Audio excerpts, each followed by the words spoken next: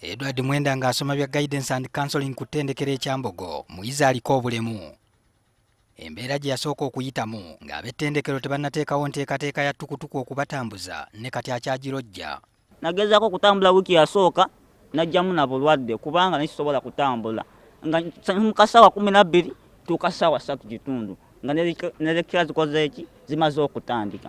Nendabira ddala nga ndi kukalubirwa okukomawo kwennyini ntuuka ne lanchi oluusi ewedde. Nendabira ddala nga ninga ate yajja okukola ki okubonaabona. Abaddukanya ekitongole ky'abaliko obulemu e Kyambogo baateekawo tukutuku 3 ezitambuza abayizi abawerera ddala 50. Ababavuga basasula university. Drivers are definitely catered by the university. We used to have people that were particularly assigned those wheelchairs, those tricycles, but over the years I've known a few of them who have lost their contracts and others are on. So in the process we now engage our regular drivers. Oluvannyuma lw'okufuna tukutuku, Mwenda agamba emisomo gigenda bukwakku Kaakano. Embeera ekyuseemu kubanga zino tricycle zineeno basobola okutunona mu budde ne batutwala mu lecture. Era ne batunona mu budde ne tukomawo nensanga bulungi ekyemisana kyange n'endya.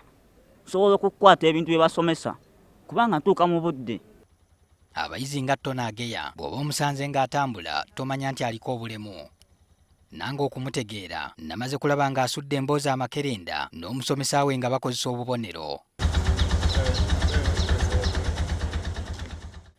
Okusinziira ku Julius Patrick Omugol nga musomesa w'abayizi abaliko obulemu, tukutuku zibayamba okwawula abayizi bano ku balala singa wabaawo obuzibu. When we used to have strikes, strikes happen and they are not seeing what is going on. They are not seeing students running around.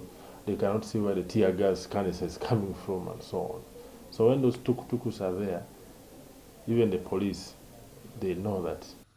Newankubadde tukutuku weeziri, waliwo abaliko obulemu abakyakaluubirizibwa nga balina okuwonderwa abo ababalabirira ng'omu ku babavuga Simon Peter Okirolu bw'atubuulidde.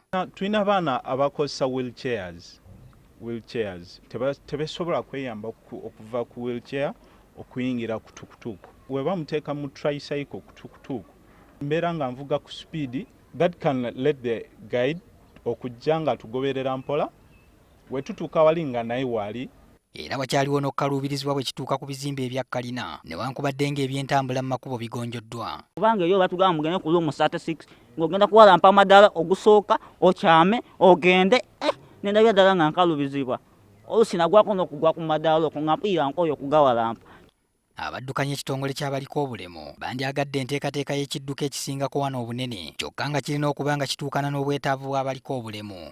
Disability friendly vehicles where you can even get in with your wheelchairs. I think that's the future plan we are looking to.